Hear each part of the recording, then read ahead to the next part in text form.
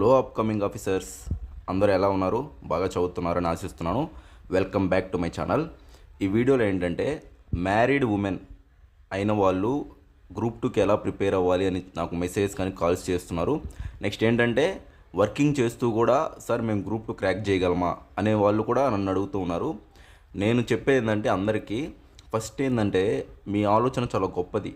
మీరు already marriage అయిపోయినా కానీ ఇంకా మీ పిల్లలకి బెటర్ ఫ్యూచర్ ఇవ్వాలని, నెక్స్ట్ మీ ఫ్యామిలీ బాగుండాలని చెప్పి ఇంకా మంచి స్టేటస్కి వెళ్ళాలని మీరు కష్టపడుతున్నారని నాకు అర్థమైంది. దాంట్లో ఫస్ట్ మీ అందరికీ థ్యాంక్స్ అండి.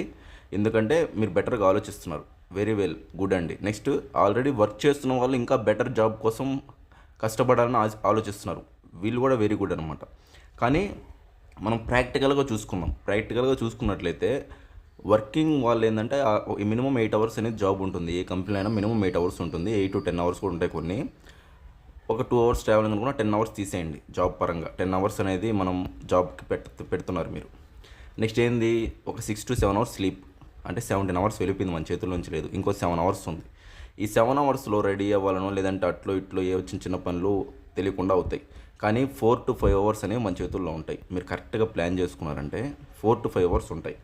నేను చెప్పేది ఏంటంటే మీ అందరికీ ఇట్లా వర్కింగ్ చేసేవాళ్ళు కానీ మ్యారీడ్ చేసేవాళ్ళు కానీ వీళ్ళకి ఏంటంటే కొంచెం మోటివేషన్ తక్కువ ఉంటుంది, టైం అనేది తక్కువ ఉంటుంది, కొంచెం నెగిటివ్ థాట్స్ ఉంటాయి. మేము క్రాక్ చేయలేమేమో, ఫుల్ టైం చదివే వాళ్ళకి మనం కంపేర్ చేసుకుంటే మనం ఎఫర్ట్స్ పెట్టలేమో అని.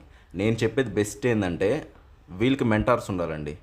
ఎందుకంటే మ్యారీడ్ అయిన వాళ్ళకి, వర్కింగ్ చేసే వాళ్ళకి మెంటార్స్ లేనిదే వాళ్ళు డైలీ చదవలేరు.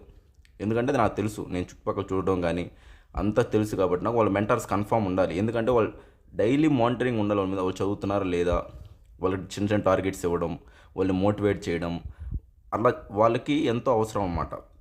అందుకని ఏంటంటే నా మెంటర్షిప్ ప్రోగ్రామ్ చాలామంది మ్యారీడ్ ఉమెన్ ఉన్నారు, నెక్స్ట్ మ్యారీడ్ మెన్ ఉన్నారు, నెక్స్ట్ ఏంటంటే వీళ్ళు కూడా ఉన్నారు వర్కింగ్ వాళ్ళు. ఇంట్రెస్ట్ ఉన్న వాళ్ళు మెంటర్షిప్ అయితే నా దగ్గర తీసుకోండి, నేను బెస్ట్ అందిస్తున్నాను అనమాట. కానీ నేను చెప్పేది ఏంటంటే మెంటార్ అనేమో మీకు కన్ఫామ్. నెక్స్ట్ మీరు డైలీ చదవాలి. మీరు డైలీ చదివితేనే కాంపిటీషన్లో సర్వైవ్ అవ్వగలరు. ఎందుకంటే ఫుల్ టైం చదివే వాళ్ళకి మీకు డిఫరెన్స్ అనేది కనిపించాలంటే మీరు కన్సిస్టెన్సీ చూపించాలి. అది మెయిన్ కీ పాయింట్ అనమాట. నెక్స్ట్ ఏంటంటే మీరు పాజిటివ్గా ఉండాలి, నెగిటివ్గా ఉండకూడదు.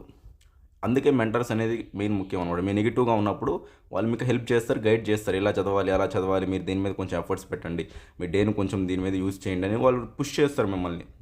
ఆ మెంటర్స్ అనేవాళ్ళు మీరు ఇన్స్టిట్యూట్లో జాయిన్ అయ్యారంటే వాళ్ళకి ఓన్లీ క్లాసెస్ చెప్తారు, మీరు వింటారో వినరో, లిస్ట్ లాస్ట్ చదువుకుందాం ఇలా ఉంటుందన్నమాట. కానీ మెంటర్లు ఏంటంటే డైలీ పుష్ చేస్తారు.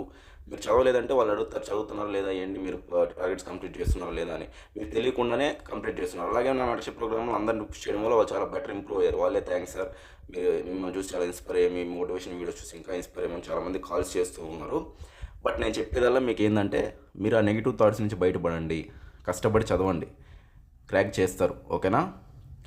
అందరికీ మెయిన్ ఏంటంటే డేస్ అనేవి ఇంపార్టెంట్. 24 అవర్స్ ఎవ్రీ పర్సన్కి ఉండేది. దాన్ని ఎవరైతే ప్రాపర్గా బెటర్గా యూటిలైజ్ చేసుకుంటారో, కన్సిస్టెంట్గా చదువుతారో, పేషెన్స్గా ఉంటారో వాళ్ళు క్రాక్ చేస్తారు. Okay friends, bye.